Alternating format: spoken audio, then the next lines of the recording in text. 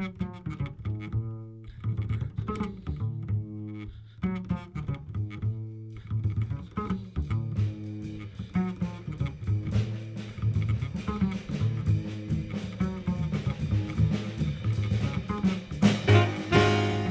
Cleese once said, "If you want creative workers, give them enough time to play." This is the Producers Lounge podcast. Welcome back for Season 2, Episode 7, hosted and produced by greaterandgrander.com. On this week's episode, we're chatting with Doug Hatters, who has produced the cult classic children's show Bagel and Becky, as well as served as head writer for a number of children's TV shows. And he's joined us today to give us tips and tricks on what he looks for when hiring young writers. Here now is my conversation with Doug Hatters. All right, so I'll try to not shit talk other people. Okay. Oh, no, definitely do that. Do that as much as possible. Okay, I got a list somewhere of all the people. No, I don't. Oh, okay. Oh, I didn't know you were Nixon in a previous life. That's Just our charisma. That's all I retained from that past life. So what do you I'm curious, are you in Canada right now or are you in LA? Yeah, I'm in Canada, and I'm about, it's a small community called Hanover. We're actually not in there. We're on an acreage about 2.5 hours northwest of Toronto. Oh, So we're in the boonies. We are in the middle of nowhere, and I'm watching. I have my office window directly in front of me, and I'm just watching. A little bit of a blizzard. A lot of snow. Oh, wow. Yeah.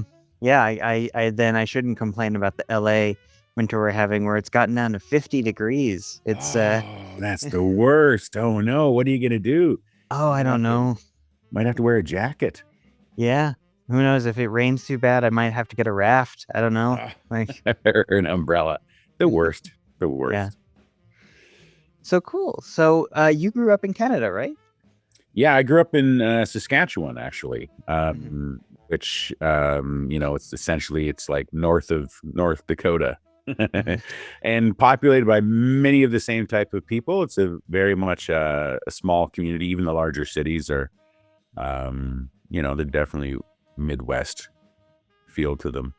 And but I grew up on a farm outside of Regina, Saskatchewan, and I lived there till I was about 16 with my family, and then I got the hell out of Dodge. And from there, having never been anywhere like in my life except maybe like Calgary, Alberta, I packed up my bags and I moved to Hamilton, Ontario, which is just west of Toronto, just to get out of Dodge. A few thousand miles, and that's where my life started. Wow. I was going to ask what was your favorite story about growing up on a farm, but it sounds like you just got out as soon as you could. Well, the thing is, I mean, it's the same thing that I am now. It's like all about physical labor. Oh, It's it's okay. I think it's it's a noble thing, but it's just really not my bag. And that's all living on a farm is, and at the age of 14 and 15, it was it was a little constraining, and I decided to get out of there. It was but I mean, one of the nicest moments that I can think of while growing up on the farm is and this sounds so generic, but it's the skies. yeah. Because in Saskatchewan, there aren't a lot of trees, right? It's one of the flattest places in the world. Oh. And you can see pretty much, at least almost at all times, depending on where you are, you can see like all 3 or 4 horizons. And what's amazing is at night, with no light pollution, because I was growing up on a farm, with no light pollution, you can see the sky in this panoramic reality. Oh, wow. And you can see everything. You can see northern lights, you can see the Milky Way. Everything is just clear as day. And I had a moment where I was just laying on the grass, staring up at the stars, when it occurred to me that it's just gravity that's keeping me from falling into that vast darkness of space. And no, I was not high. This is straight. And I actually had a mild panic attack at the moment, and I'm holding onto the grass with my hands to keep from falling off the earth. Yeah, I didn't get out a lot. I didn't have a lot of friends on the farms. You spend a lot of time in your mind. Yeah, yeah. I can definitely identify with that. But yeah, that's amazing. And then you went to you said Calgary you went to when moved to when you were 16 or Well, no, I moved to Hamilton, so I moved out east Hamilton. to Okay. Ontario, essentially. Oh, And yeah, just to get out, just to go out and experience the world, mhm. And I worked for a telephone sales company. I mean, I took any job I could find, right? Right. And I started out doing kind of the worst jobs in Mhm. existence. I was doing security work because I was a big guy. I was at the age of 14, I was 6'2" and Mhm. 200 pounds almost. And so I started doing security work, and it took me all over Canada. Actually, one of my favorite spots was I got to guard against Greenpeace when I was I was sent to a northern bush camp, and they were spraying for budworms or for things that were laying waste to entire forests. But Greenpeace had a problem with that, and so I was one of the I don't know 3 or 4 people that went up there to guard against Greenpeace, and there was no chance they were coming up there. Also, I was a member of Greenpeace at the time, so so um yeah, it was a bit of a thing, but I enjoyed the hell out of that. That was my first taste of Northern Ontario, and now I live in Northern Ontario. So it's all kind of full circle. That's amazing. And then eventually you did get into radio, if I'm not Yeah, mistaken. Yeah. it was from there actually. From there I moved back home to Saskatchewan. Mhm. And got an apartment, and yeah, I discovered radio. There was a broadcast school, PBTI, Prairie Mhm. Broadcast Training Institute, which no longer exists. And yeah, I got into radio, and I it was just a fit. It was just a Mhm. good fit. I've got my dad's voice. My dad Mhm. has a really resonant, beautiful baritone voice, and I got a little bit of that, and then so that was a natural fit for radio. And being a young guy, I think I got into radio at like 19, so I was still an idiot. I mean, I'm still an idiot, right? But I mean, that was Aren't like we all? really that was like a badge though of idiocy, when you're that age. And that again, that leans towards radio quite well. So my first job in radio was in Yellowknife, Northwest Territories, which is essentially Alaska. It's just east of Alaska. Ah, So I went as far north in Canada as you can, as far as the city goes, and that was an eye opener. That was pretty amazing, and we got to play. It was adult contemporary station, so lots of Phil Collins, lots of U2, and and then they hired a new program director who he and I just hated each other from the moment we saw each other. It was just visceral, and he was making my life hell. So I decided that was enough, and I quit on air, oh wow. which is a dream. I mean, just the stupidity and the guts that it takes to of youth, that it takes to be able to do something like that. But yeah, I said Yellowknife. I had a great time, had a blast. Fortunately, they hired a dickhead for a new program director, and that's it for me. And then I played a song from a Canadian band called Trooper, and the song's called "We're Here for a Good Time, Not a Long Time." And then I just grabbed my headphones and left the building, and that was the last I saw of that place. I gotta ask if we go back though, how did you wind up getting that job in the first place? Because for me personally, like, and I think for a lot of people in LA, they're like, yeah, I would love a job as a radio DJ. That would be amazing, and it's very competitive. And you just landed it. I mean, was Well, there? I mean, I like I said, I went to the broadcast school, to the Oh, PBTI, okay.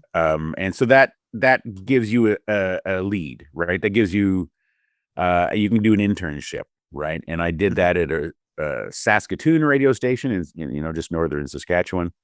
And then from there, I just sent out my tapes, right? There was no email at that time. What would this be? This would be 1988, 1989. Okay.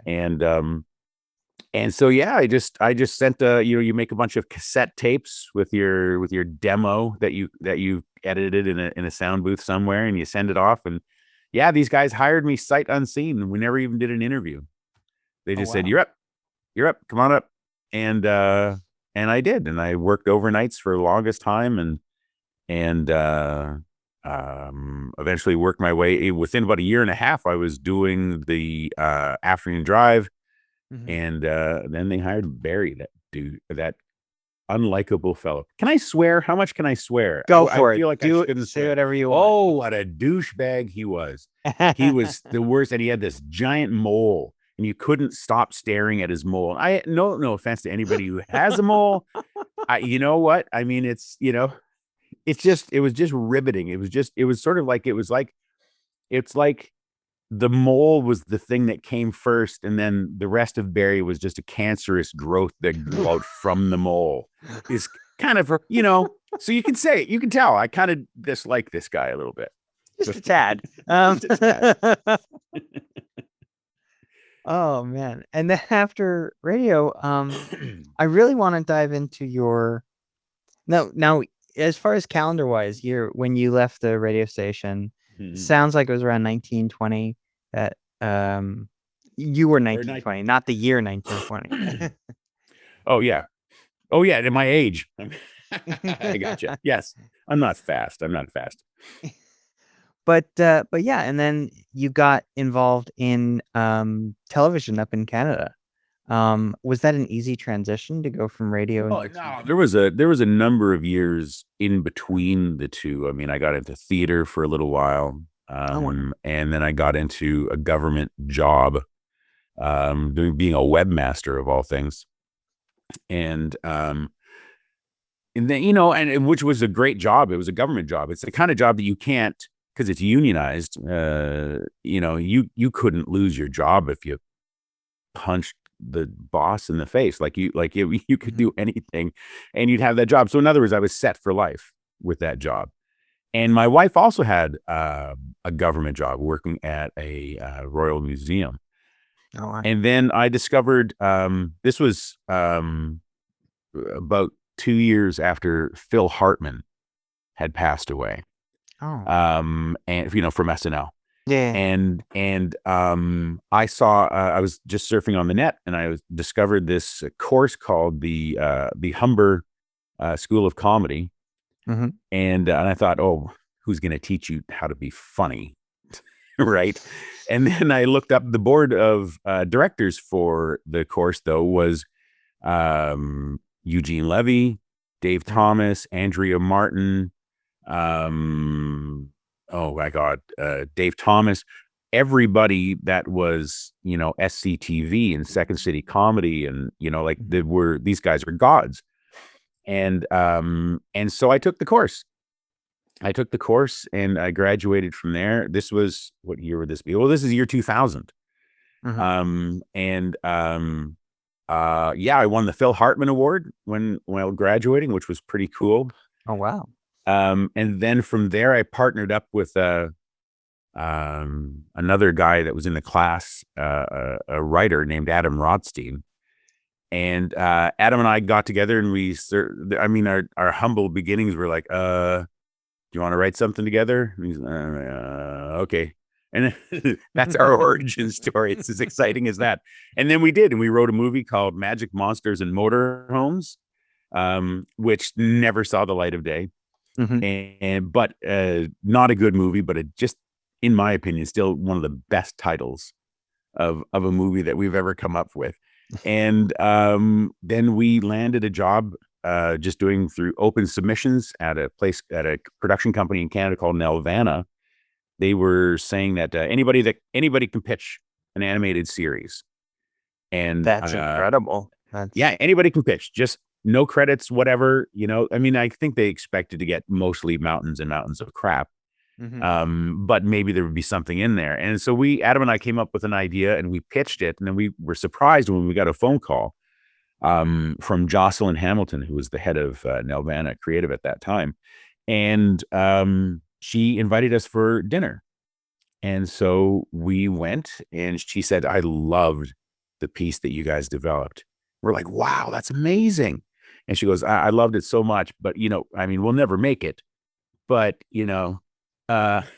like, oh, because it's essentially our idea was essentially taking the concept of like the A-Team, or Reds or any kind of superhero team, and set that in the world of fables and nursery rhymes. So people, like characters from those stories, would populate this team that went around and helped everybody else out in the world of fables and nursery rhymes. So I mean, I thought, so like there's the big bad wolf's brother, and the fairy godmother was sort of like the head of this crime syndicate, and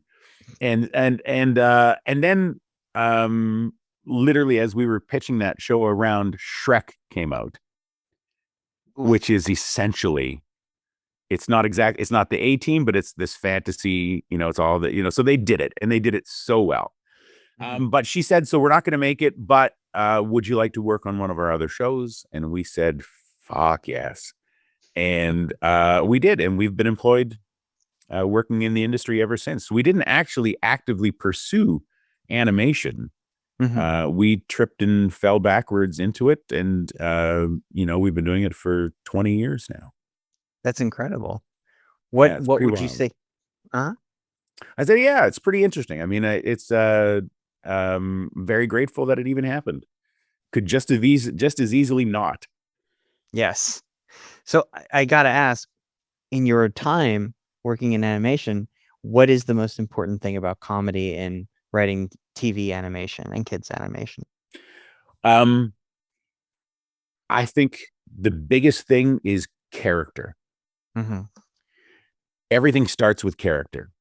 You can have a cool concept, let's say The Matrix, which is a brilliant concept, and a metaphor for our current technology addicted society and all that.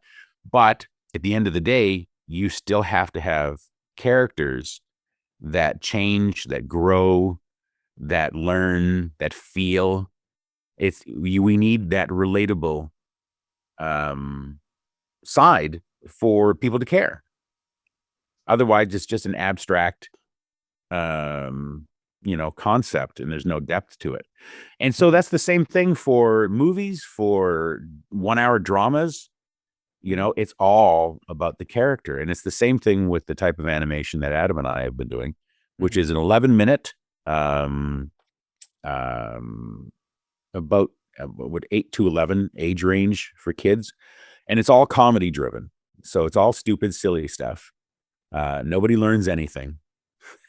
Nobody, neither the characters nor anybody watching ever learns a thing. But the idea is to make them laugh so hard that they spit milk out of their nose. And so that's our goal. And, but even so, even if it's an 11-minute piece, you still have to have character. You still have to care about these people. And then your story, of course, comes next, where you have to have a beginning, a middle, and a satisfying end. And, so that translates all the way across, no matter what you're writing. Got it. Yeah, it's interesting because I did watch some of your stuff in preparation for this, and it is very clear that there is a character arc in each episode. There is a beginning, a middle, and end. There are character flaws that the characters have that are relatable, and we can empathize with them. Well, exactly. Like, for instance, one of our favorite shows, it was the show that we were executive producers on.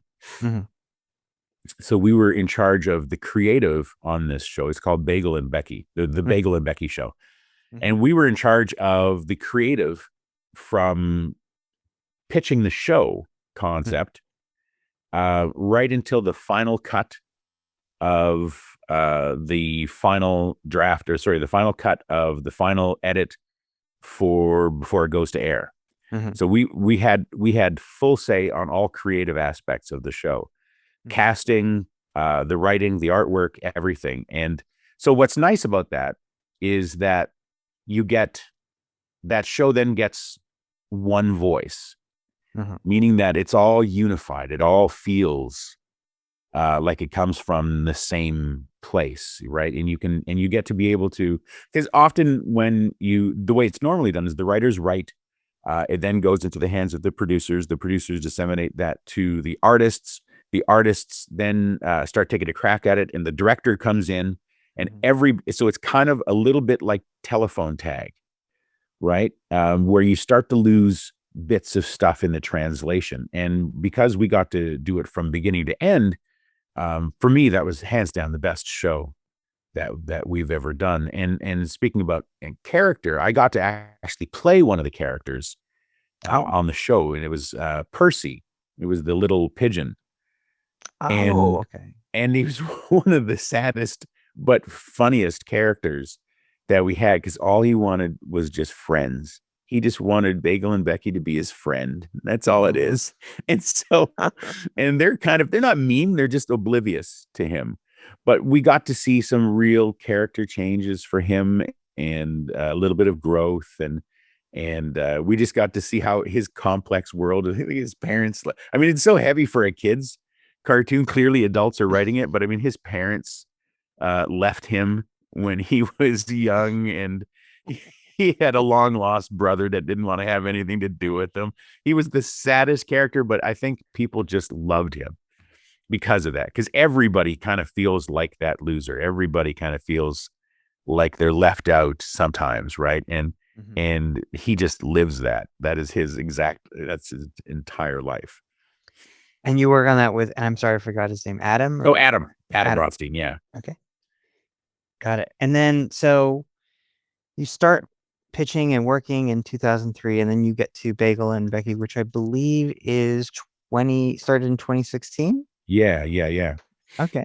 How did that, what was that growth process from starting in writing in Canada, moving up to executive producer eventually? Like, was it a hard process, or was it eventually like you got to a point of seniority in the industry and people just knew, like, oh yeah, him and Adam, they're the guys? They're a little bit of that, it's both, right? Because you have to bust your ass. You can't, the moment you stop working, or the moment you stop getting your face out there, or your name out there, the industry forgets quite quickly, just a reality, because it's a non-living entity. It's just an industry. It doesn't owe us anything. And but it was a lot of work. We busted our ass on a lot of shows where our primary position in our careers has been predominantly executive story editor, which translates to essentially head writer. So we hire the writers on it. Like, a show will hire us, and we'll hire all the writers, and we'll manage all the writers, and then the writers write everything, and those scripts come to us first, and we filter them and then send them off. So yeah, we spent a lot of time in those trenches, and but can't complain. It's gotten me a couple mortgages. It's paid for a couple mortgages. But then Adam and I had sort of developed the reputation of being the kind of like, or at least, the upper tier. I don't want to make it sound like I'm bragging or anything, but we did establish a reputation as being kids comedy. And which is great until the industry shifts. And they went more emotion based with a lot of their shows. And so, just like the weird, like, there was another great show, we didn't work on it, but it was called Pig, Goat, Banana, Cricket, which though the name just right there says that it's a weird show, stuff from out of left field. It's very comedy based. Those shows sort of took a downturn in popularity, and then that, we ride that, right? You do what you can, and then we managed to land Bagel and Becky, which was amazing. And hands down one of the best experiences we've ever had. But during this whole thing, you don't let anything go idle. So we've been sitting down and developing our own material, as opposed to just working for other people. And we've optioned a couple of those shows, and they're still being pitched around, and so on. And those things never die. You can always just take them off the shelf, dust them off, and resubmit them to new people. Mm-hmm. But yeah, a lot of work, a lot Okay. of work. Well, like I said, the best part about it was we got creative control of the Mm-hmm. show, and we were given free reign, so it survives or it lives or dies by us, which is nice. It's scary, and then the truth is, it lasted one season, right? And Mm-hmm. there's Oh. there's a thousand reasons, a thousand excuses, sort of thing. But I mean, the um there was a bit of a culling at the network, and they chopped like 5 shows, all new shows, all were there for 1 year, and they chopped them all at once. Mm. So and then you never hear why. You don't know exactly what's going on, um, but uh, but it was an amazing experience. This was the first time that we had gotten that much control Mm. on a show, and which was, it's one of those things. Be careful what you wish for, because the amount of work then quadrupled from just worrying about story. You have to worry about everything, and you have to be on call for everything, and which was all exciting, and it was all a ton of fun to do. But at the end of the day, you've got no energy left. You fall asleep, you get up the next morning, and you go again. What were you mentioned like it's important to get out there and keep your face out there. Besides working jobs and writing, obviously, what are some of the tactics you used for like say networking? Say like would you make sure people are called, every 2 weeks, every 3 weeks? Is there a kind of Well, rhythm you got into or I don't think there was a specific pattern. I mean, we just made sure that we were at all of the, or at least as many as we can go to, a lot of the events. okay. A lot of the writer events, a lot of the things from the Writers Guild of Canada, the WGC. Mm. They would hold events, and then once web stuff started to become very predominant, you just make sure that you're there for the gatherings if you can. Mhm. And yeah, every once in a while, you just call up people and you just go for coffee. You just shoot the shit to make your presence known, and so it's not heavy pressure where you just go and then you have to pitch something, because that sort of puts a bit of tension in it. So just go, don't have any agenda, just relax, and people enjoy that. It gets them out of their office, for a break. Mhm. And but make yourself known, and especially when you're first starting out, Mhm. networking is everything. It Mm. is the only way you're going to get work. I mean, we got lucky. We did an open submission thing, and that does happen every once in a while. Mhm. But really, it's all about who you know. It's a big industry in Canada, but it's also really small. Like, everybody knows everyone. Mm. And so get out, because if somebody comes to me and they're looking for a job, and if I don't have a show going right then, I will recommend them to somebody else if I like them, right? Right. So if you're a young up and comer, I highly recommend that you just be a pleasure. Just be, try to just be very personable if you can. I mean, I know that's sort of tough for people that don't have that tendency, but it's a muscle. You have to Mhm. work it out just like anything else. Got it. Okay. A muscle that a lot of people need to work out now that the pandemic is finally ending and we've been cooped up for 2 years. Yeah, yeah, yeah. Well, let's hope it's ending. Yeah. Jesus, Omicron, for God's sakes. Yeah. Anyways, well, we'll see how that all plays out. But yeah, it's been really weird. The pandemic's been really weird in as far as the industry goes. We've been it's changed a lot. Like, I do some voicing for animation as well, and for commercials, and Mhm. so I actually had to build a sound booth in my house. Oh, wow. And that's common now. Most of the professional voice people have all got a studio now at home, because now we voice cartoons from home, Mhm. because I don't have to go into town. I don't have to get exposed to 80 people between my house and by the time I'm done the voice record. And so that's been a unique thing. And then just having, the weirdest thing is the social gatherings on Zoom. Mm.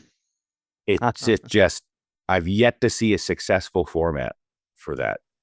It's just a bunch of people that are all on the screen at the same time, and you pretty much have to take turns talking with people. Like, because if it's just otherwise it's just a cacophony and nobody knows who is talking to who. And it is so strange. And people, bless their hearts, people are trying. People like producers are in the industry are trying to find ways to connect. And Zoom is not a great. It's a good one-on-one as a group thing. Yeah. Hasn't made it yet, so it's the way it goes. It's fun though. Again, you know what? For me, animation, working in animation is way better than having a real job, for sure. Like I've done real jobs. Like I've done You've done security, yeah. I've done security. I've done construction. I've worked in a parking lot. I've mopped floors. You know, those are all legitimate labor jobs, and I am very happy to not be doing any of that anymore.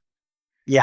We had our hands held through that whole process as far as scheduling and looking at spreadsheets and what, projected completion dates and when everything had to be done. And they just sort of, they knew we weren't the smartest.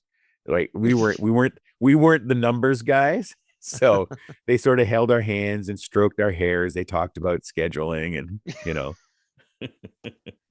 That's funny because that's actually entirely my background. Like I went to film school wanting to be a producer, and so I came out with a strong knowledge of budgeting and scheduling and logistics and all of that. Yeah. So yeah. But that is also funny. Also, but the most important thing I learned actually did not come from any of those producing classes. It came from when I was working for Penny Marshall, because that was my first job out of film school. Cool. Yeah. And basically she said the most important thing you need to know is how to get the actress out of her trailer. So she taught me that. That's awesome. Yeah. That's awesome. She was amazing. Oh yeah. Yeah. That was I was always a big fan. I just liked her. She kind of felt like I was related to her. She's Yeah. sort of got that. She's sort of got that easygoing, but like unstoppable sort of feel to her. Anyways. Oh, no question. Like working for her was amazing because she was like unstoppable is the perfect word to describe her, because she was just constantly like, I worked for her when she was in her 60s. Yeah. And she was still looking at a lot of like directing opportunities. So, but yeah. But I did also want to ask you more about like the executive story editor stuff. Like your latest upcoming piece is Alien TV. I am now, according to IMDb, and I don't want you to reveal any sensitive information or get anybody in trouble. Sure. But Alien TV started in 2020. What is the current status of it? As far as I know, so it's on Netflix. It's it has they call it 2 seasons, but really it was 1 season that they doled out in 2 portions. And we don't know. We're waiting to see whether or not Netflix is interested. I mean, we did hear that there was a really good response to Alien TV, and if you look online, there's nothing but good things said about it. So that's great. But we are in the dark. Netflix is they play their cards very close to the chest, and so we don't know. We honestly don't know. So I think that we would be willing to jump on it if it rolled again. But this industry is odd. You can't count on anything. It doesn't even matter if it's a hit. Anything can evaporate. Anything can disappear at any time. Just a reality. Yeah. I mean, especially when you add that on top of that, it's interesting when a production company, when you go to pitch a production company, they'll take on, I don't know, whatever, say 10 productions a year. And of those 10 productions that they'll do development on, probably, maybe 3 of them they'll keep, and they'll then try to market it around to the networks. Well, the networks then will get pitched, 25, 30 shows. And of those 25, 30 shows, they'll pick up 2.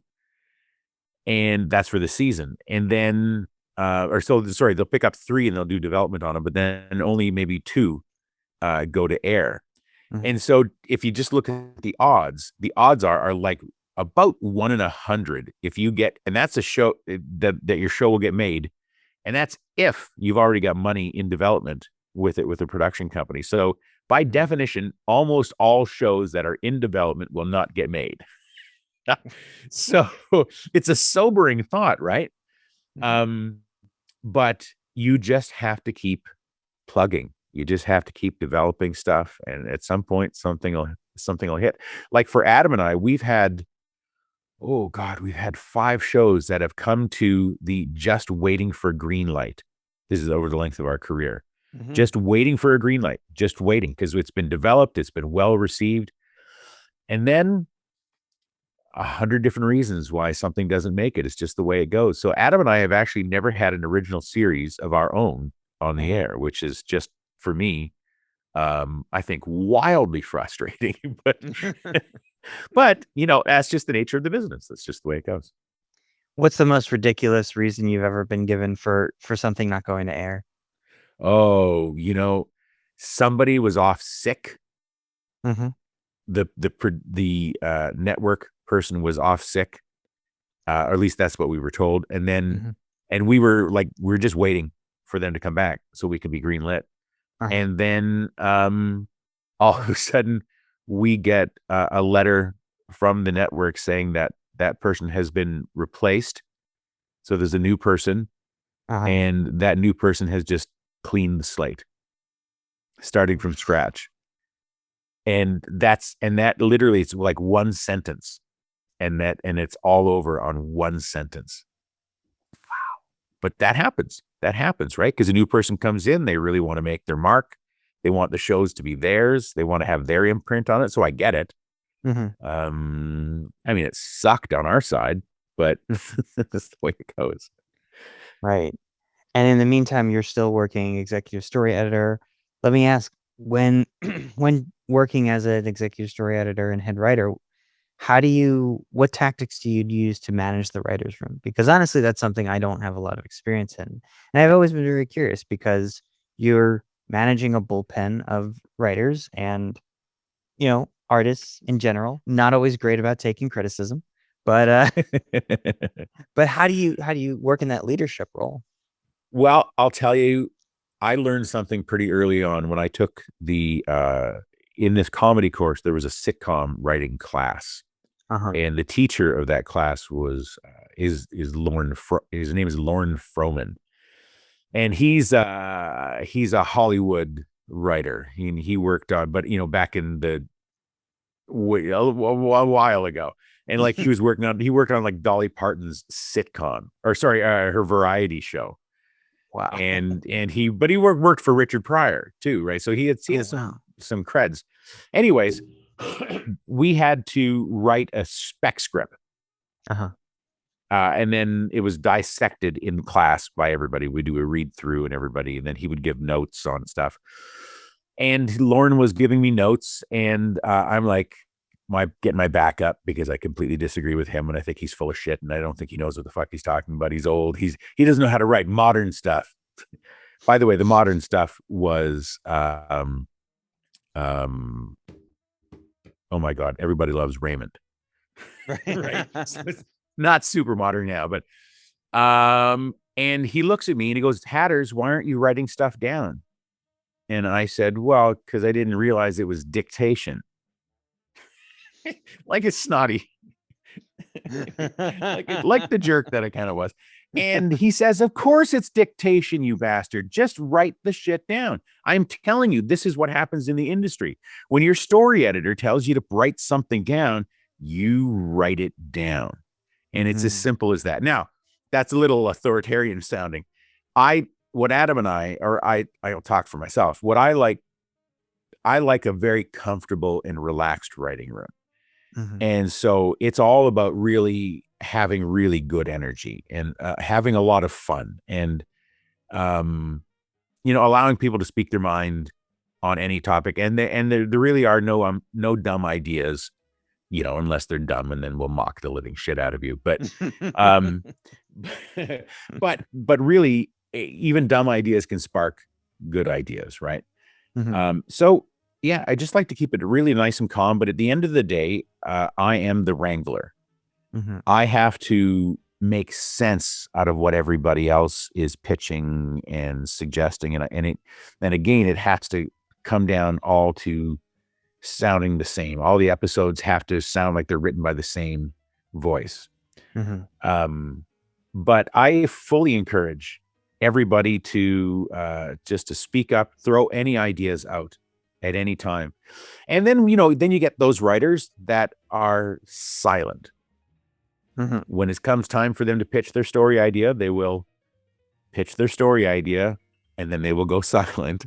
And because they're just that Woody Allen sort of quiet, introspective kind of person. But those guys are invaluable, because every once in a while, they'll just say, how about we make the ball red instead of blue? And then you'll go, well, Christ, of course, and they'll come out with nuggets. So, I'm adaptable to anybody's writing style. But this gets back to something that I mentioned before briefly is all writers should do their best to make sure that they are a pleasure to work with. Now, I don't mean ass kissy. I don't mean deferential. I don't mean be that, but I'm just saying, just be like a real person, and don't be the negative person, because there's always that writer that sort of loves to do the gotcha moments where they will trip up an entire story. They'll point out a flaw, which will crush the story, but they don't have a suggestion of how to fix it. And so those kinds of writers, I don't have a lot of time for. And so I just don't hire them back, right? That's just the way it goes. But be a pleasure to work with. I mean, I know guys I know one guy specifically. He's a really amazing writer. He's really good. He wrote one of the funniest scripts that I've ever read, but he has a chip on his shoulder for some reason, and he's just super abrasive and kind of misogynistic, and just that kind of energy he just brings to the room. And I know that there are some story editors that can handle that, and they manage those type of people, but oh my God, that's just too much work for me. So be nice, be a good person, be happy, be energetic if you can, and that will, I think, allow you to flourish in the industry. And that is Season 2, Episode 7 of the Producers Lounge podcast. Thank you to my guest, Doug Hatters, for joining us. You can find out more about him by checking out the show notes and visiting our website at greaterandgrander.com. Our intro and outro music today was Snowbound by Dennis Mitcheltree. Our episode still image is by Ricardo Tomas on Greater and Grander. If you have any questions or suggestions, we'd love to hear from you. Let us know in the episode comments. You can stay up to date by following us on social media at the handle Greater Grander, all one word. Join us next week for more cocktails and questions, and until then, keep producing dreams.